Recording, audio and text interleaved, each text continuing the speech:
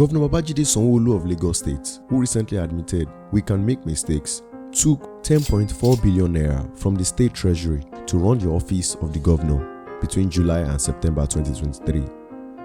A copy of the state budget performance report, analyzed by Sahara reporters, as reviewed. According to State Budget Performance Report on page 15, from January to September in 2023, the governor has spent over 35 billion naira to run his office, which is apart from other sundry expenses and activities as captured in the report. Meanwhile, on page 40, the Sanwo-Olu-led administration spent 11 billion naira on a curious item listed as servicing of meetings from January to September 2023. The actual amount recorded is 11.4 billion naira. The Lagos State government on page 42 listed some of the public infrastructure projects it carried out within the third quarter of the year, July to September, and it was observed that the construction and provision of public schools got a whopping 501 million naira, while the rehabilitation and repairs of public schools also took 1.5 billion naira in 3 months. Governor Sanwo-Olu was in the eye of the storm earlier in the week after state procurement records showed he approved 7.5 million naira to replace liquid fragrance in his office and 3 billion naira to purchase rechargeable fans for the office of his deputy, Obafemi Hamzat. The deputy governor later claimed 2 million was paid to his office for some facilities.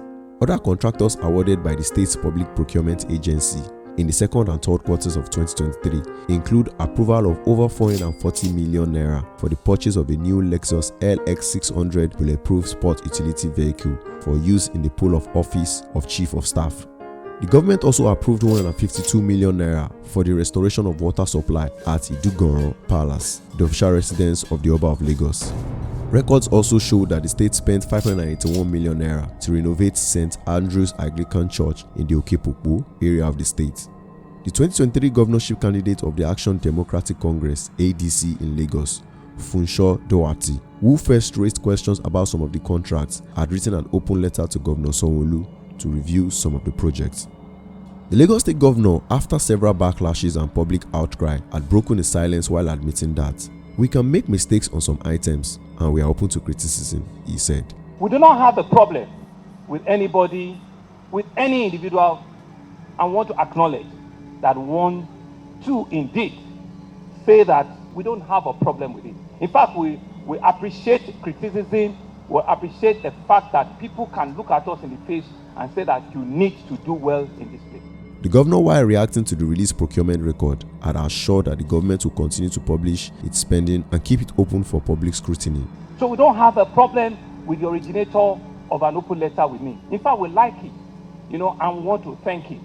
And that's to say that indeed, if it's a government that is transparent and is responsible, we should not shy away from criticism. But it's only when criticism is malicious, is unintended, and begins to misrepresent the truth, that's when there's a problem.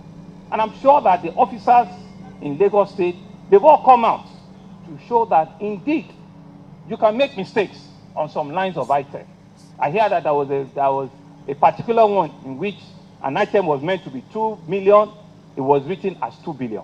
So for us, I want to say that I'm leading a team of dedicated public officers, I'm leading a team of committed civil servants, I'm leading a team of self-motivated public officers that want to stand and say that they can be above, but they can indeed stand and be recognized with anyone worldwide. All we want to do is continue to serve the people of Lagos, serve it with every iota of strength that we have, with every commitment that we have, and believing that you Lagosians that we're serving, you can truly, truly see the benefit of our service.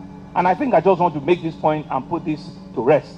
The website will continue to work, we'll continue to put all of our numbers there, and we'll continue to pride ourselves at all times that indeed we can make mistakes, but it's not with any intention for us to be unmindful of what public good is, and continuously ensure that the public good is a public asset that will continue to respect and do the best of.